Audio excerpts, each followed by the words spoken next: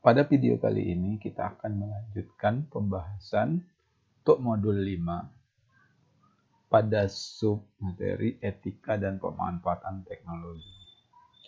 Jadi kita akan membahas materi terkait etika ini ya, untuk sub materi etika pemanfaatan dan teknologi.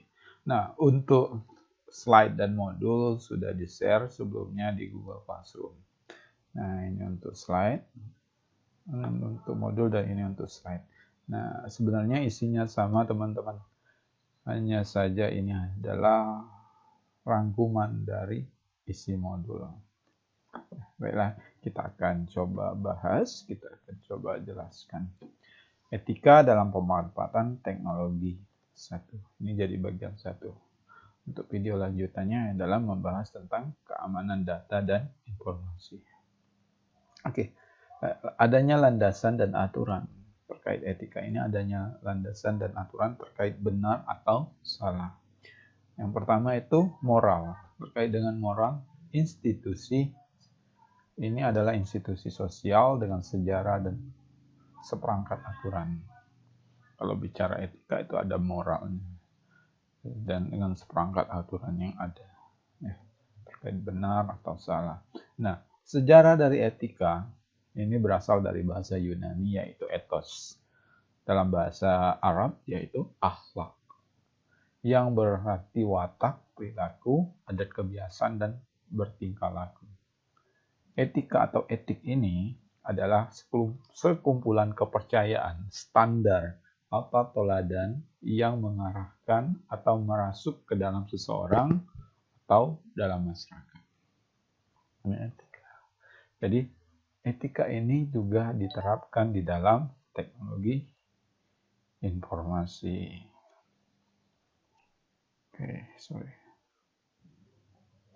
Oke, lanjut. Etika itu berlandaskan ada landasan aturan atau hukum. Nah, hukum, bicara dengan hukum atau law adalah peraturan perilaku formal yang ditetapkan oleh otoritas atau yang berwenang seperti pemerintah terhadap subjek atau warga negaranya, terhadap subjek yang dijadikan hukum atau warga negaranya. Itu adanya landasan dari aturan atau hukum. Lanjut ke tiga alasan tingginya minat masyarakat akan etika. Nah, jadi masyarakat itu ingin, minat terhadap komputer itu besar, perkembangan teknologi itu besar, tapi juga tingginya juga harapan akan etika atau aturan itu berlaku. Jadi menurut James Moore itu 3 alasan utama masyarakat yang tinggi pada etika komputer, yaitu pertama, kelenturan logika. Masyarakat harus khawatir kepada orang-orang yang memprogram komputer atau programmer. Nah, jadi ini maksudnya kemampuan memprogram komputer ini untuk melakukan apapun yang kita inginkan, komputer akan bekerja seperti yang diilustrasikan oleh programmernya, ya. Jadi ketelenturan inilah yang menakutkan masyarakat. Takutnya kenapa? Takutnya jika yang di belakang ini atau yang bekerja di belakang komputer ini memanfaatkannya untuk berbuat jahat. Tapi bukan berarti takut dengan komputer. Takut terhadap orang-orang yang bekerja di belakang komputer tersebut akan berbuat jahat. Yang kedua, faktor transportasi, yaitu perubahan secara drastis dalam melakukan sesuatu. Misalkan e-learning sebagai konsep baru dalam pembelajaran, e-commerce dalam belanja, e-shop sebagai konsep baru berjualan. Nah, ini yaitu komputer bisa mengubah secara drastis cara kita melakukan sesuatu, ya. Lakukan sesuatu, contoh yang paling umum, kita mengirimkan surat melalui email, lalu sampai tujuan dan dapat dibuka oleh pembaca dimanapun dia berada.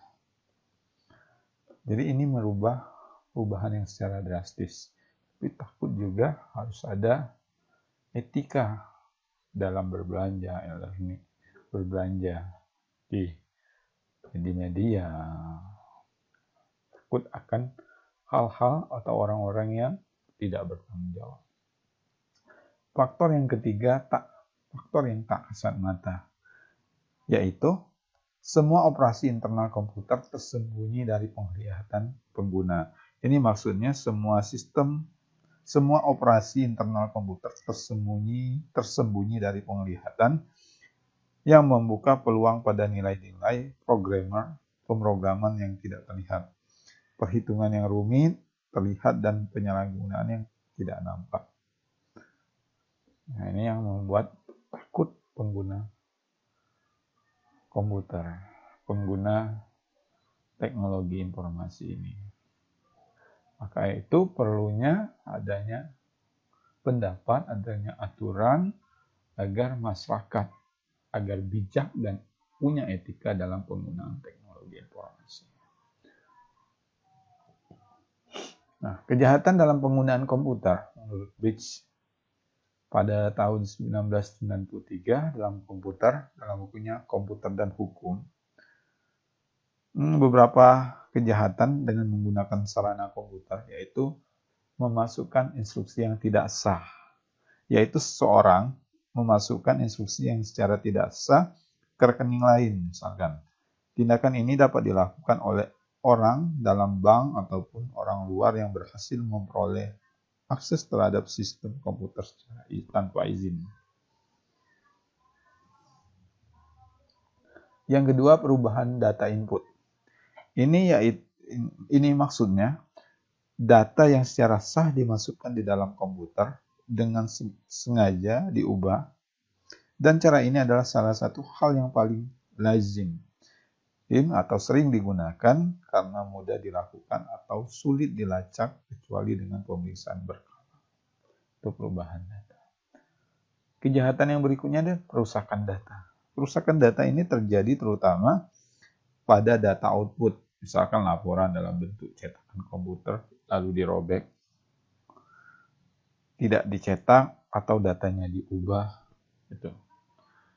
Kejahatan yang berikutnya, yang keempat, komputer sebagai pembantu kejahatan. Nah, dalam persepsi kejahatan, komputer ini sebagai pembantu untuk melakukan kejahatan. Nah, misalkan seorang dengan menggunakan komputer menelusuri jaringan seseorang yang tidak aktif, kemudian melakukan penarikan dana dari rekening lain. Jadi dengan komputer juga orang jahat bisa meretas data atau mengambil data karena melalui jaringan. Yang kelima, akses yang tidak sah terhadap sistem komputer atau dikenal dengan hacking. Nah, istilah ini, tindakan hacking ini berkaitan dengan ketentuan rahasia bank. Misalkan seorang memiliki hak akses yang tidak sah terhadap sistem komputer bank, ya. Jadi sudah tentu mengetahui informasi tentang keadaan keuangan nasabah dan hal lainnya yang seharusnya dirahasiakan menurut lazim dunia perbankan, menurut kebiasaan dari perbankan. Akses yang tidak sah terhadap sistem komputer yang dikenal. Jadi bisa saja orang yang di sekitar mereka telah mencari info data nasabah ke rekening, kemudian menghackingnya atau menghack data itu, mengambil keuntungan dari kejahatan yang dia lakukan. Berikutnya, ini contohnya, ini cybercrime, kejahatan di dunia maya. Cyber security ini bentuk keamanan untuk menjaga lawan dari cybercrime, ya. Motif kejahatan teknologi informasi ini kejahatan yang terjadi pada internet terdiri dari berbagai macam sebenarnya, ya, dan cara yang biasa terjadi. Menurut motif kejahatan di internet dibagi dua, yaitu motif intelektual, motif ekonomi, motif politik, dan motif kriminal. Motif intelektual yaitu kejahatan yang dilakukan, teman-teman, yaitu kejahatan yang dilakukan hanya untuk kepuasan pribadi, untuk menunjukkan bahwa dirinya mampu merekayasa atau mengimplementasikan bidang teknologi informasi. Ini kejahatan yang dilakukan awalnya iseng atau hanya ingin meretas, atau kepuasan pribadinya bahwa dia mampu membobol sebuah sistem atau melakukan kejahatan di teknologi tersebut, tapi bukan motif untuk cari keuntungan. Nah, motif kejahatan yang berikutnya itu motif ekonomi, politik, dan kriminal, yaitu kejahatan yang dilakukan untuk keuntungan pribadi atau golongan tertentu, keuntungan untuk memperkaya diri, keuntungan untuk memenangkan dukungan politik, atau kriminal bentuk kejahatan untuk mencederai seseorang atau berbuat jahat terhadap seseorang yang berdampak pada kerugian secara ekonomi, politik kepada orang lain. Ini motifnya. Jadi di internet pun ada etika di internet. Nah, ini media sosial. Media sosial ini banyak sekali bisa kita jumpai perang pendapat, perang perbedaan, saling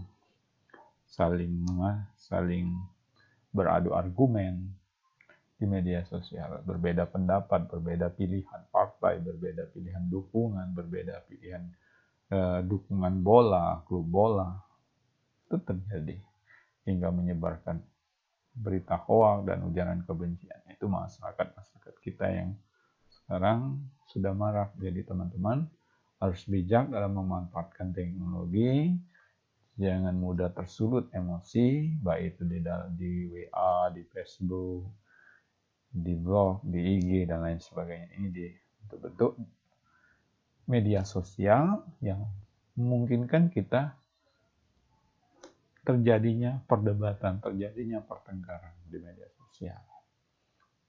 Menurut Leslie David Simon, terdapat 4 pengaruh positif internet terhadap demokratisasi, yaitu memperkecil pembatas bagi mobilisasi dan organisasi akar rumput.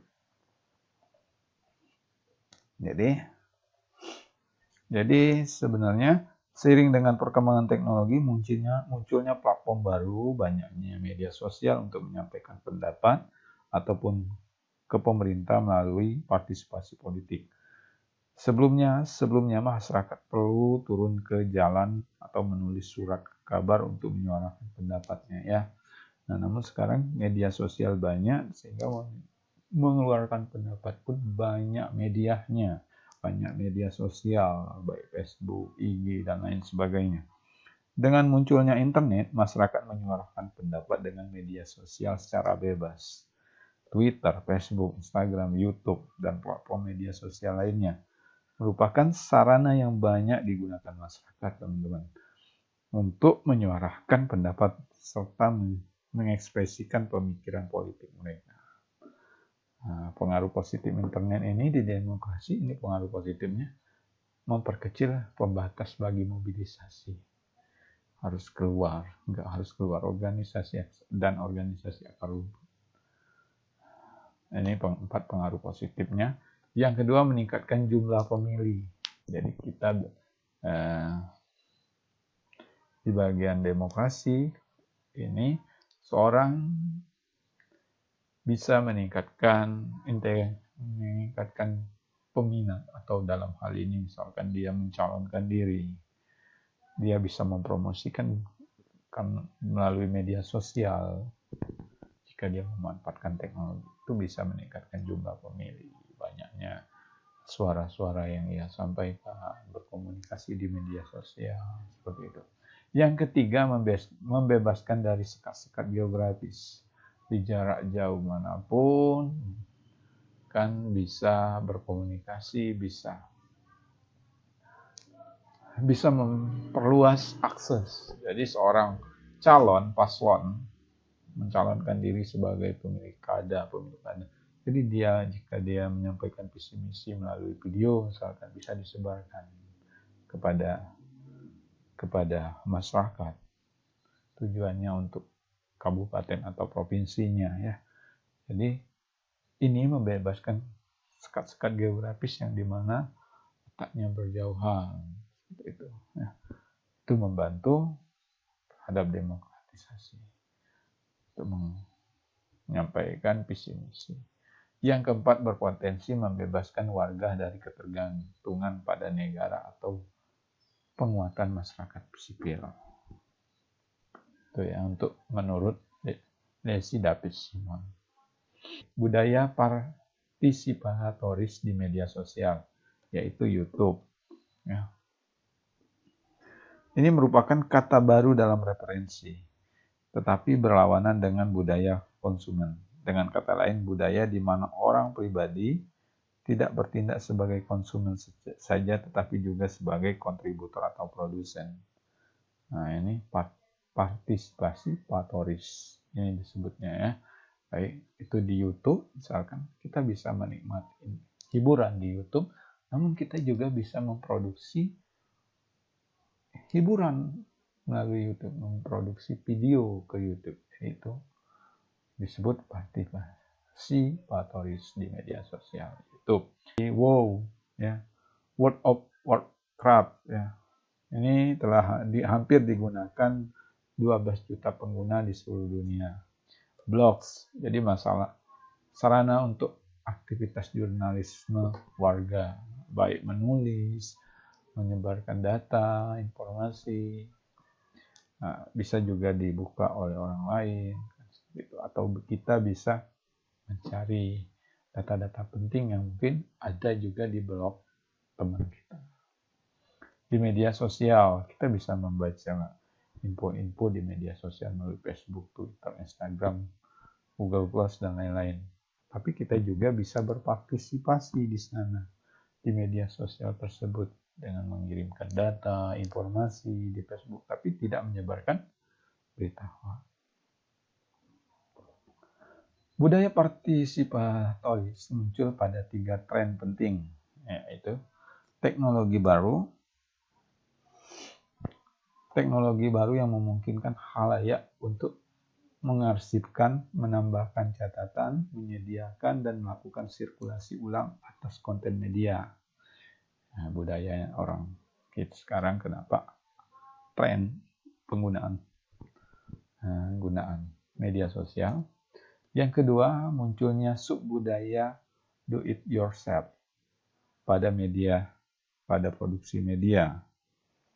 Yang ketiga, tren ekonomi yang mendukung konglomerat media secara horizontal untuk mendorong arus gambar, ide, naratif melalui saluran media yang beragam dan menuntut keaktifan khalayak. Jadi istilah ini sering diterapkan pada produksi penciptaan berbagai jenis media yang diterbitkan, teman-teman ya. Nah, jadi sebagaimana teknologi terus untuk mengaktifkan jalan baru untuk komunikasi, kolaborasi, dan sirkulasi ide-ide. Itu juga menimbulkan peluang bagi konsumen untuk membuat konten. Kita membuat konten di YouTube atau di Facebook untuk membuat konten dan mereka sendiri dan memberikan kontribusi terhadap aliran informasi. Berikan informasi, tapi dalam hal ini bukan informasi yang bersifat hoax. Oke, lanjut kita ke pengguna tidak memperhatikan term of service di media sosial. Misalkan konten yang melanggar hukum internasional. Ini yang sering diabaikan. Nasional atau lokal yang melanggar YouTubers community. Guidelines seperti pornografi, penyiksaan binatang, penyalahgunaan obat, pembuatan bom, kekerasan. Ini termasuk konten-konten hal yang melanggar hukum ya teman-teman. Nah, hal yang menjijikkan seperti kecelakaan mayat itu sering demi eksis, demi banyak followers, demi banyak yang nonton, segala macam konten dia masuk. Walaupun berita itu, tapi itu ada batasan. Nah, misalkan orang kecelakaan, adanya mayat, kecelakaan, itu hal yang tidak boleh untuk disiarkan di YouTube. Hal yang mendorong kebencian, mengungkapkan informasi pribadi anggota lain, tidak boleh. Ini mengancam, membuat ancaman dan pelecehan dan lain-lainnya karena merugikan orang lain, ya. Spam. Nah, yang kedua, konten yang berisi komersial, penjualan, promosi, iklan, dan sponsor. Konten yang berisi komersial. Konten yang melanggar hak cipta, sering, banyak. Yang berikutnya, kebebasan berpendapat. Jadi adanya media sosial, kita biasanya bisa menyuarakan ke media-media sosial, curhat melalui atau berkomentar di postingan. Kebebasan mengeluarkan pendapat melekat pada diri setiap manusia sebagai makhluk individu dan makhluk sosial. Jadi memang bebas pendapat, tapi kita ada aturannya, ya. Nah, kebebasan pendapat dijamin oleh Undang-Undang Deklarasi Universal HAM, Hak Asasi Manusia, pada tahun 1943, atau Universal Declaration of Human Rights. Jadi sepakat, ini HAM ini seperangkat hak yang melekat pada hakikat dan keberadaan manusia sebagai makhluk Tuhan yang Maha Esa, merupakan anugerah yang wajib dihormati, dijunjung tinggi, dilindungi oleh negara, hukum, pemerintah, dan setiap orang demi kehormatan serta perlindungan harkat dan martabat manusia. Kebebasan ini diatur pada undang-undang, diatur pada Deklarasi Universal HAM dunia, ya. Yang kedua, pasal 1 Undang-Undang Nomor 39 Tahun 1999 tentang HAM. Ya. Setiap orang berhak atas kebebasan pendapat, mengeluarkan pendapat. Hal itu meliputi kebebasan mempertahankan pendapat dengan tanpa gangguan, serta mencari, menerima, dan meluruskan segala informasi dan gangguan melalui media apapun dan tanpa memandang batas. Ini kebebasan pendapat, ya. Jaminannya pada pasal 19 Undang-Undang 1945 itu ada Undang-Undang Nomor 40 Tahun 1999 tentang pers, kebebasan pendapat di pers. Ya. Pada pasal 28 pasal 28.1 ayat 1 Undang-Undang Republik Indonesia pada tahun 1945. Yang keenam Undang-Undang Nomor 12 Tahun 2005. Nah, jadi hak kita, hak untuk hidup ini pada pasal 28, hak untuk hidup atau untuk tidak disiksa, hak kemerdekaan dan hak hati nurani, hak beragama, hak untuk tidak diperbudak, hak untuk diakui sebagai pribadi di hadapan hukum, dan hak tidak dituntut atas dasar hukum yang berlaku. Surut adalah hak asasi manusia yang tidak dapat dikurangi dalam keadaan apapun. Itu adalah bunyi pasal dari pasal 28 ayat 1.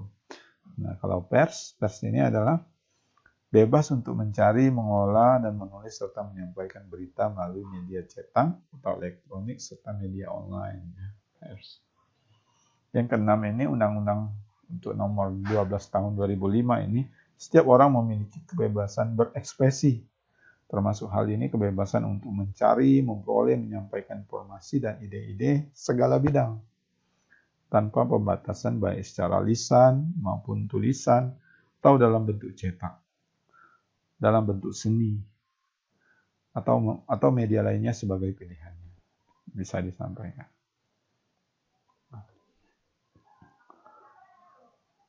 manfaat kebebasan berpendapat, orang kita lebih kreatif, inovatif, dan menjadi diri sendiri. Karena bebas berargumen, tanpa harus bungkam, tanpa harus menjadi orang lain atau memaksakan dari yang ada. Jadi dia bisa berkomentar, dia bisa menyampaikan keluhan, dia bisa menyampaikan ide-ide kreatif. Ini kebebasan pendapat dari tujuan dari adanya undang-undang yang melindungi kebebasan kita dalam berpendapat. Namun tetap memperhatikan aturan dan etika dan norma yang ada.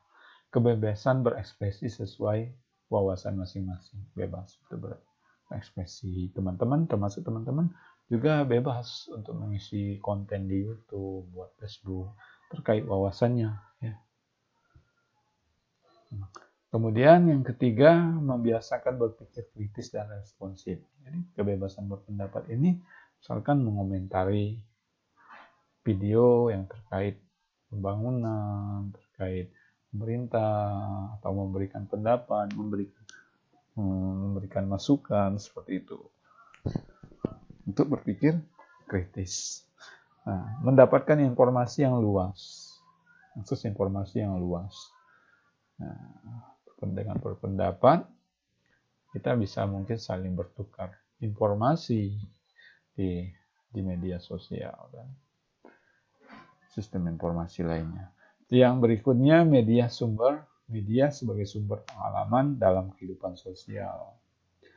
Di sana kan banyak cerita-cerita menarik atau pengalaman atau kejadian-kejadian yang bisa jadi pengalaman, dan itu sebagai sumber atau masukan untuk kewaspadaan kita dalam menjalani kehidupan sosial, berelasi dengan siapapun. Jadi ini kebebasan berpendapat atau berkomentar. Oke, dampak negatif kebebasan berpendapat yang berlebihan. Jadi kebebasan memang bebas kita untuk berpendapat, tapi jika berpendapat itu berlebihan, melewati aturan, norma, atau menyinggung, kan ada aturan. Nah, ini membentuk karakter yang individualis. Individualis ini cenderung merasa dirinya benar, merasa dirinya punya hak untuk berkomentar, namun dia tidak lebih baik dengan yang ia komentari tersebut. Ya, namun kita harus ada batasan, harus mengontrol diri. Ini membentuk karakter individualis, menciptakan strata sosial, sering menggunjing, sering menganggap remeh seorang, atau karena dia eksis di media sosial, jadi terciptanya strata sosial di kalangan masyarakat. Kemudian menyinggung satu individu atau kelompok lainnya. Ini kan tidak boleh menyudut seorang atau merusak citra pribadi orang. Ya.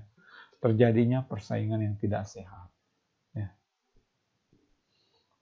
Misalkan di dalam pemilu, ya, atau di dalam konteks pemilihan umum, ya. Jadi saling menjatuhkan paslon, tapi yang paslon ini bukan paslonnya, tetapi masyarakat ini yang sering saling menjatuhkan paslon yang tidak dia pilih atau tim suksesnya. Kemudian perilaku yang menyimpang, ini kebebasan yang berpendapat, ya, menjadi alasan untuk melegalkan konspirasi, hal yang dianggap wajar, padahal ada aturan dan ada etika. Jadi maka perlu adanya kebatasan kebebasan berpendapat. Ini adalah diilustrasikan sebagai rambu-rambu, ya teman-teman. Jadi maksudnya stop untuk berpendapat berlebihan, stop untuk menyebar informasi yang tidak penting. Warning ini hati-hati dalam berpendapat, hati-hati menyampaikan argumen, hati-hati menyampaikan berita atau meneruskan berita yang belum tentu benar. Jadi kita harus sampaikan informasi, pastikan informasi itu benar. Kemudian ada batasan, ada jarak dalam kita berpendapat. Tidak boleh mendeskripsikan pribadi dengan terkait pendapat. Ya. Dilarang untuk menjelekkan, merusak orang. Kemudian pastikan data atau informasi yang kita sampaikan ini benar. Jangan sampai ada pihak yang dirugikan atau kita pihak sebagai yang tidak bertanggung jawab menyebarkan berita, sehingga menimbulkan perpecahan, sehingga menimbulkan persimpangan yang berbeda dari konteks yang ada terkait berita informasi yang disampaikan. Dan kebebasan berpendapat itu sesuai konteksnya, ya teman-teman. Ada konteks dalam bidang politik atau konteks dalam bidang sosial. Jadi adanya batasan bagaimana adanya masih tetap berlakunya etika di dalam berkomentar, di dalam menunjukkan pendapat.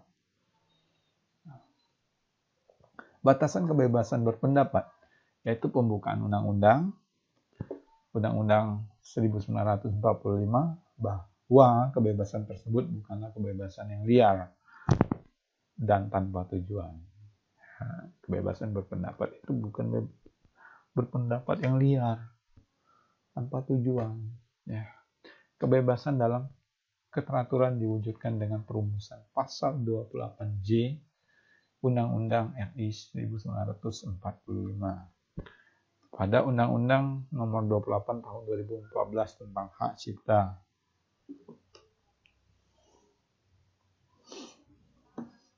Undang-Undang Nomor 12 Tahun 2005 tanggal 28 Oktober 2005 tentang pembatasan kebebasan oleh hukum dan kepentingan sosial.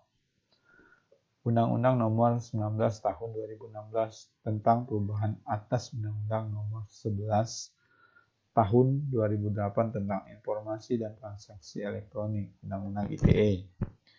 Ini batasan kebebasan berpendapat ya teman-teman, diatur semua.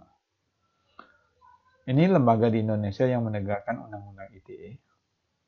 Itu Indonesia Security Incident Response Team of Internet Infrastructure Coordination Center.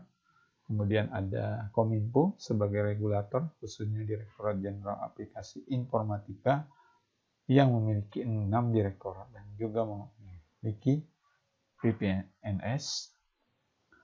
Ini lembaga-lembaganya ya. Nah, ada Kapolri, khususnya unit 4 Cybercrime yang menegakkan hukum ITE di bidang dunia maya, di bidang teknologi. Direktorat Reskriminal khusus, Badan Reskriminal, apakah terkait informasi atau penggunaan teknologi itu terkait kriminal, gitu. ID CERT Indonesia, Computer Emergency Response Team. Ada pengelola nama domain internet Indonesia, Pandi. Ini jadi 5 ini adalah lembaga-lembaga Indonesia yang menegakkan hukum ITE. Kemudian etika berkomunikasi di internet. Landasan teori etika berkomunikasi yaitu utilitarisme. Teori ini memiliki makna bahwa yang dikatakan baik adalah yang mampu membawa manfaat untuk kebaikan bersama. Etika yang harus ada. Kemudian teori hak dan kewajiban. Dalam menggunakan media internet, seorang memiliki hak dan kewajiban yang sama ya teman-teman ya. Oleh karenanya setiap warga wajib menghormati dan menghargai hak orang lain. Jadi internet, terkait dia menggunakan internet, kan internet publik, bersifat publik, semuanya bisa berkomentar. Jadi bukan menguasai, bukan dia saja yang punya internet, punya media sosial tersebut.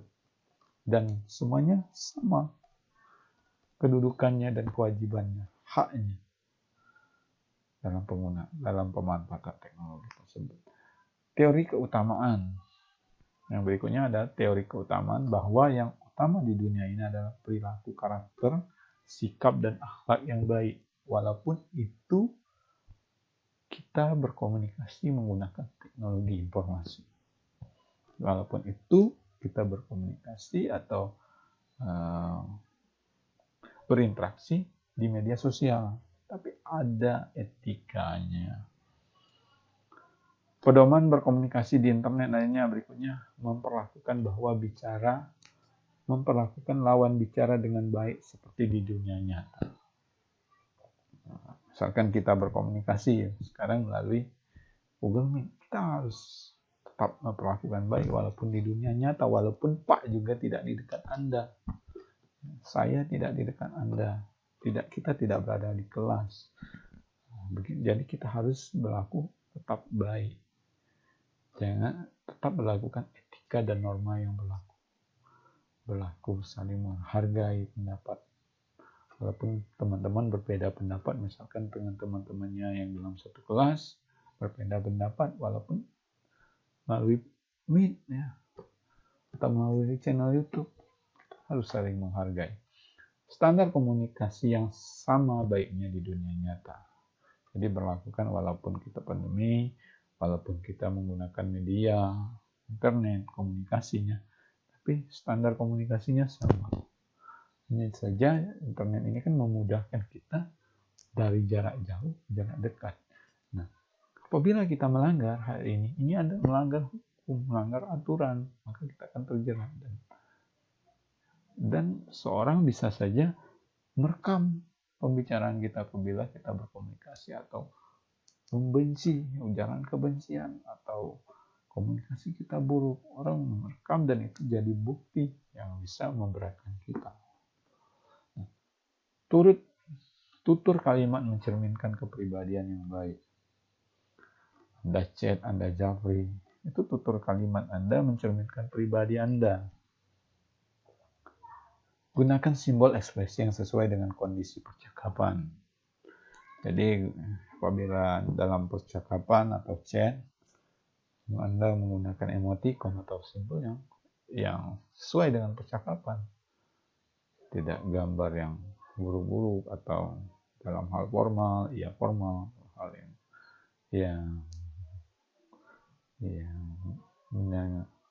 hal pembicaraan yang sehari-hari itu bijak dalam penggunaan ekspresi. Sama halnya, itu jadi bukti apabila kita melanggar. Sadar akan posisi dalam forum. Dalam forum, teman-teman, sadar. Walaupun jarak yang jauh, aturan itu tetap berlaku. Apabila kita melanggar, kita bisa tetap dituntut. Hormati privasi orang lain. Hormati forum. Mampu mengendalikan emosi walaupun di media internet. Ya, jangan langsung kita benci, langsung kita buat status. Itu nggak benar. Ya. Harus bisa mengendalikan emosi. Memaafkan orang lain. Walaupun berbeda pendapat, walaupun ada perselisihan. Hal yang sebaiknya dihindari dalam berkomunikasi di internet antara lain pemakaian akronim yang berlebihan sewaktu menulis email atau berdiskusi. Ya. Jangan menulis ulang semua isi email atau diskusi yang akan kita balas. Tulis hanya bagian yang memang hendak diberi tanggapan. Jangan menulis email atau diskusi dengan huruf besar semua, karena selain akan lebih sukar dibaca, juga memberikan kesan marah. Jadi jika huruf kapital semua, jika kita mengirim pesan email, itu kesannya marah. Jadi masih tetap ada etika ya teman-teman, walaupun kita menulis email, huruf atau emoticon yang salah. Jangan menulis email lebih dari 70 karakter dalam satu baris. Hal ini membuat kita lelah dalam membaca. Hal ini membuat email kita sukar dibaca, khususnya pembaca yang menggunakan terminal karakter mode. Tetap seperti layaknya kita membaca kertas. Ya, walaupun emailnya bertumpuk-tumpuk, karakter atau paragrafnya, tapi harus pandai kita mengatur karakter atau baris atau paragraf dalam mengirim pesan agar jelas, kejelasan data informasi itu jelas, sama halnya kita di kehidupan nyata. Jadi berkomunikasi di internet ataupun di dunia nyata itu sama saja, hanya saja jarak yang memisahkan. Hak atas kekayaan intelektual, hak dan kewajiban. Ini menyangkut hak dan kewajiban dari kekayaan pemanfaatan teknologi ini.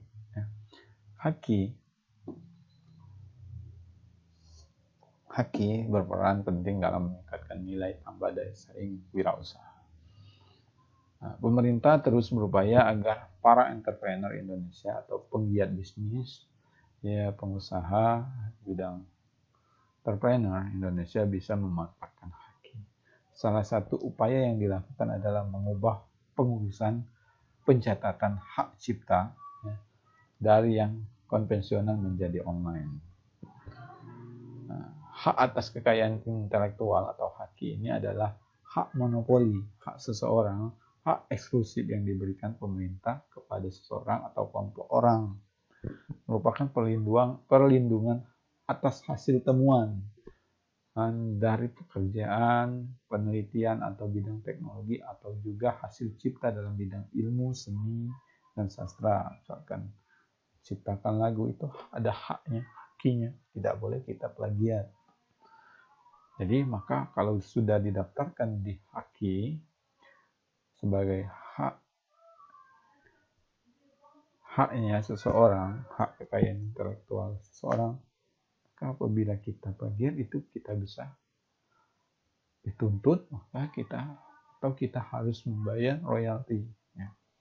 Termasuk juga atas pemakaian simbol atau lambang dagang. Itu diatur. Hak atas kekayaan intelektual atau haki terdiri dari dua jenis. Hak cipta, copyright. Hak kekayaan industri property rights. Hak paten, terkait hak paten. Hak merek. Misalkan hak merek dagang itu Eiger, misalkan ya, sepatu, Kickers. Jadi tidak boleh ada perusahaan yang lain dengan nama yang sama. Yang ada misalkan merek dagang Kickers, itu tidak boleh ada yang sama. Misalkan Eiger sering diplesetin, tapi tidak dengan merek yang sama. Maka apabila sama, dia melanggar hak cipta atau hak kekayaan industri tersebut, hak merek. Desain industri, misalkan industri desain tata letak sirkuit terpadu, layout design of IC, rahasia dagang, praktek persaingan curang, unfair competition, indikasi geografis indication. Dasar hukum haki, nah, itu yang pertama yang ada itu dilindungi oleh Indonesia, yang ada di Indonesia yaitu Undang-Undang Hak Paten, Undang-Undang Hak Cipta, Undang-Undang Merek Dagang.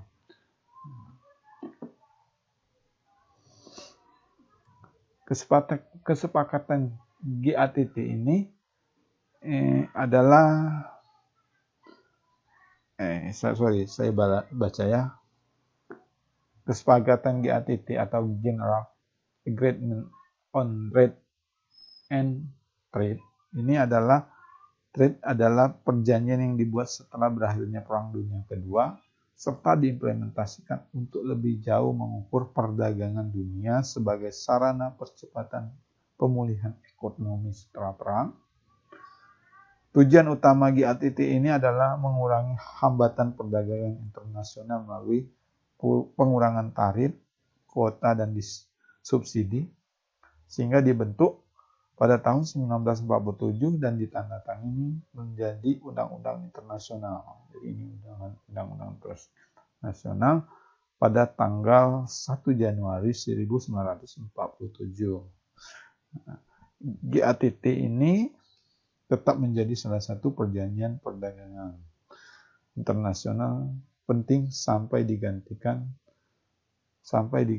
oleh WTO atau World Trade Organization atau Organisasi Perdagangan Dunia pada tanggal 1 Januari 1995. Ya. Kemudian TRIPS. TRIPS ini merupakan perjanjian internasional di bidang HKI, yaitu perdagangan. Perjanjian ini merupakan salah satu kesepakatan di bawah Organisasi Perdagangan Dunia atau WTO yang bertujuan untuk menyeragamkan sistem HKI di seluruh negara WTO, warga negara anggota WTO. TRIPS ini merupakan rejim peraturan HKI dan objek perlindungan paling luas dan paling ketat, karena merupakan bagian dari objek perlindungan yang luas karena merupakan bagian dari WTO. Maka dilaksanakan TRIPS dilengkapi dengan sistem penegakan hukum dan penyelesaian sengketa. Kemudian ditetapkan WPO. Ya, WPO ini adalah salah satu badan khusus Perserikatan Bangsa-Bangsa. WIPO ini dibentuk pada tahun 1967 dengan tujuan untuk mendorong kreativitas dan memperkenalkan perlindungan kekayaan intelektual ke seluruh dunia. WIPO saat ini beranggotakan 184 negara serta menyelenggarakan 23 perjanjian internasional dengan kantor pusat di Jenewa, Swiss. Lanjut ke ratifikasi. Ratifikasi ini adalah proses adopsi ya teman-teman. Adopsi perjanjian internasional atau konstitusi atau dokumen yang bersifat nasional lainnya, seperti amandemen terhadap konstitusi, melalui persetujuan dari setiap entitas kecil di dalam bagiannya. Ratifikasi antara lain desain produk, integrasi sirkuit, rahasia dagang, praktek persaingan curang, geographical indicator, indication, itu ratifikasi, yaitu proses adopsi perjanjian internasional atau konstitusi atau dokumen yang bersifat nasional melalui persetujuan di setiap entitas kecil di dalam bagiannya. Hak cipta. Definisi hak cipta menurut Undang-Undang Nomor 19 Tahun 2002, hak cipta adalah hak eksklusif bagi pencipta, ya, atau menerima hak untuk mengumumkan atau memperbanyak ciptanya atau memberikan izin untuk itu dengan tidak mengurangi pembatasan menurut peraturan undang-undang yang berlaku. Pasal 1 ayat 1. Hak cipta ini, jika kita menggunakan hak cipta seorang, kita harus juga membayar royalti. Karena dia harus terdaftar ya teman-teman sifatnya. Hak cipta atau copyright, melindungi. Ini berarti melindungi ciptaan sebagai buah pikir, karya manusia, kreasi dalam bidang ilmu, seni, sastra yang dilindungi bukan isinya tetapi dalam wujud serupa yang digandakan. Misalkan pembajakan itu melakukan pembajakan musik itu melanggar hak cipta. Serupa dengan dalam wujud serupa yang digandakan dan dapat dikomersialkan. Kita memberi lagu, misalkan lagu tanpa beli CD-nya asli, itu melanggar hak cipta sebenarnya. Seperti buku cetakan, kita fotokopi itu buku cetakan, itu melanggar hak cipta. Kan sering kita beli buka buku atau beli buku cetak itu dilarang mengkopi atau memperbanyak atau menggandahkan buku tersebut karena akan dapat dituntut. Karena buku tersebut telah terdaftar sebagai hak cipta seseorang dari hasil pemikirannya. seperti buku, software komputer, rekaman ciptaan musik, lukisan, patung, drama, fotografi, dan lain-lainnya yang tercantum dalam undang-undang. Dasar pemberian hak cipta: pertama, mencipta dan mengumumkan ke masyarakat, seperti mempublikasikan, memamerkan, atau mengedarkan. Apabila dia cipta, mempublish sebuah buku yang dia terbitkan, itu sudah memberitahukan dasar pemberi dia telah mempunyai hak dari penciptaannya, dari hasil karyanya. Sifat pemberian hak otomatis sebetulnya tidak perlu didaftarkan, namun kenyataannya bila tidak didaftarkan maka sulit untuk mengusut bila ada kecurangan dari pihak lain. Jadi sebenarnya harusnya bersifat otomatis. Namun dalam kenyataannya apabila tidak didaftarkan masih sulit kita untuk mengusut bahwa itu benar-benar hasil karya kita yang digunakan atau digandakan oleh yang tidak bertanggung jawab atau untuk mencari keuntungan.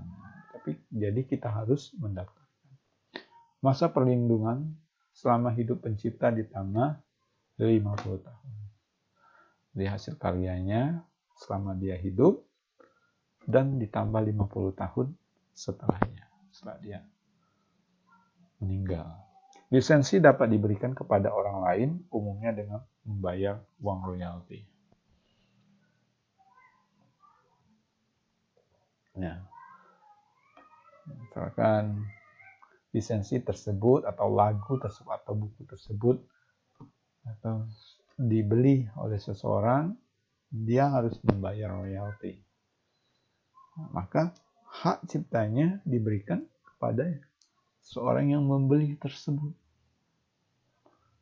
Kalau Google kan sudah open ya, nggak harus bayar. Hak cipta atau copyright yang tidak bisa didaftarkan ke Ditjen HKI. Ciptaan di luar bidang ilmu pengetahuan, di luar bidang seni atau sastra. Ciptaan tidak orisinil atau hasil duplikat tidak bisa didaftarkan. Ciptaan yang tidak berwujud dalam bentuk nyata. Ciptaan yang sudah menjadi milik umum, itu tidak bisa didaftarkan. Contohnya software ya, ini yang berikut ini adalah ini contoh pembajakan software di negara-negara. Ini hasil survei di tahun 2015. Nilai komersial dan penginstalan software yang tidak berlisensi pada tahun 2015. Itu Indonesia sebanyak 84% ya. Oke, lanjut. Kita lanjut dulu. Hak kekayaan industri. Hak kekayaan industri meliputi paten, merek, desain industri, desain tata letak sirkuit terpadu, rahasia dagang, praktek persaingan curang, dan geographical indication. Oke, lanjut ke hak paten. Hak paten ini sifatnya melindungi penemuan, invention di bidang teknologi, produk, dan proses. Dasar pemberian hak adalah kebaruan dari hak paten. Dari temuan tersebut, novelty, yaitu belum ada orang lain yang mengetahui atau maka tidak boleh dipamerkan atau dipublikasikan sebelum didaftarkan ke kantor paten. Macam-macam perlindungannya. Paten sederhana, antility 10 tahun tidak dapat diperpanjang. Paten biasa itu 20 tahun. Dan semua penemuan harus dapat dipakai di applicable dalam industri dan bernilai bisnis. Itu baru bisa didaftarkan di paten.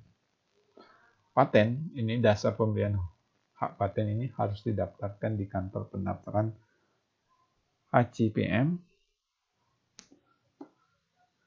HCPM ini hak cipta, paten, dan merek. Diutamakan pendaftaran terdahulu. Lisensi adalah hak secara legal yang diberikan oleh pemegang paten kepada orang lain untuk memproduksi, biasanya dengan membayar uang royalti. Jadi harus membayar uang royalti baru dia dapat lisensi untuk menggunakan. Sama seperti kita penggunaan software. Nah, software kita harus berlisensi, jadi kita harus membayar. Misalkan Windows-nya kan Windows bajakan, atau Office-nya, Microsoft-nya harus berlisensi, jadi itu membayar. Definisi paten berdasarkan Undang-Undang Nomor 14 Tahun 2001 tentang paten. Paten ini adalah hak eksklusif yang diberikan oleh negara kepada inventor atau penemu atau yang menghasilkan atas hasil invensinya di bidang teknologi yang untuk selama waktu tertentu melaksanakan sendiri invensinya tersebut atau memberikan persetujuannya kepada pihak lain untuk melaksanakannya. Itu pada pasal 1 ayat 1. Berikutnya, contoh dan problem paten. Jadi ini pernah ada perselisihan antara perusahaan mobil Korea, produk Hyundai dan Kia, yang dituding telah menggunakan teknologi hibrida. Ini sejarahnya, serupa dengan gugatan yang telah diajukan di Federasi Federal Baltimore. Jadi di sini berusaha menjegal Hyundai dan Kia untuk memproduksi hibrida, kecuali mau diselesaikan dengan cara membayar lisensi. Jadi ada pemanfaatan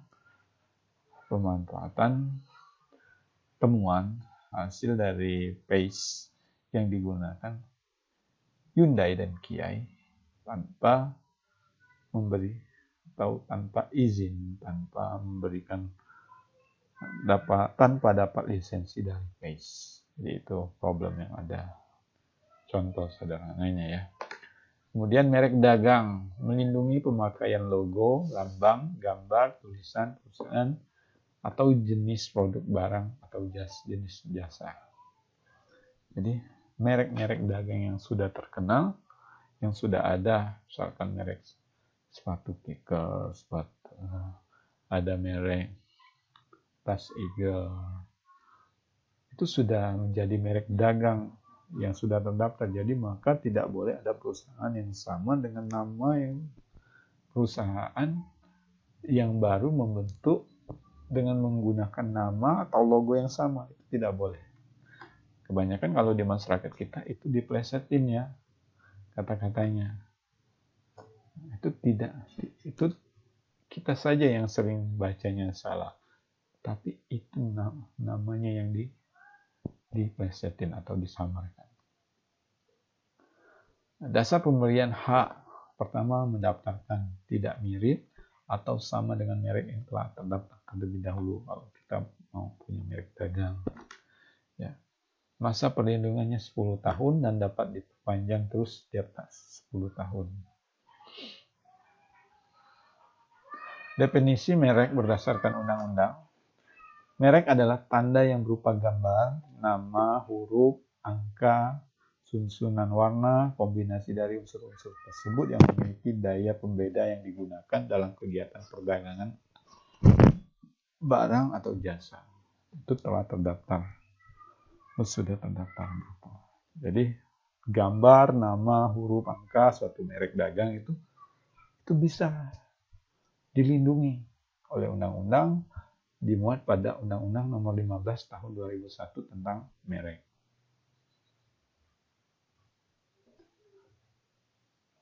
Dalam undang-undang di atas dijelaskan bahwa ketidaksesuaian dalam penggunaan meliputi ketidaksesuaian dalam bentuk tulisan atau penulisan kata, atau huruf dan juga penggunaan warna yang berbeda.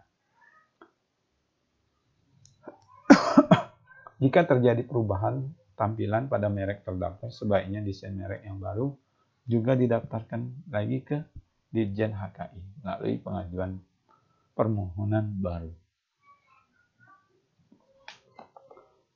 Ini contoh merek dagang yang ada, yang sempat jadi problem merek dagang. Twin Tulipware Indonesia atau Tupperware. Ini contoh problem merek dagang yang hampir sama ya. Nah, ini motor lama ya, kalau nggak salah ini motor Karisma. Ini diproduksi, ini nama motornya sama, Karisma. Ada yang diproduksi oleh perusahaan Honda dan ada perusahaan lupa saya. Tapi pengguna dengan nama yang sama ini sempat menjadi perselisihan karena namanya ini sudah terdaftar sebagai merek dagang.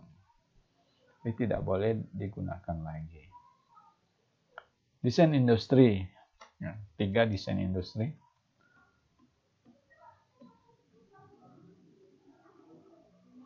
Berdasarkan Undang-Undang Nomor 31 Tahun 2000 tentang desain industri, di mana desain industri ini adalah suatu kreasi tentang bentuk, konfigurasi atau komposisi garis, warna atau garis dan warna, atau gabungan daripadanya yang berbentuk 3 dimensi atau 2 dimensi yang memberikan kesan estetis dan dapat diwujudkan dalam pola 3 dimensi atau 2 dimensi yang memberikan kesan estetis yang dapat diwujudkan dalam pola 3 dimensi atau 2 dimensi. Jadi ini bunyi pasalnya ya teman-teman, yang dipakai untuk menghasilkan suatu produk, barang, komoditas, industri atau kerajinan tangan. Ini bisa didaftarkan. Ini untuk kategori desain industri. Pola, bentuk, garis, itu jika bisa dipatenkan. Itu menjadi ciri khas. Kombinasi.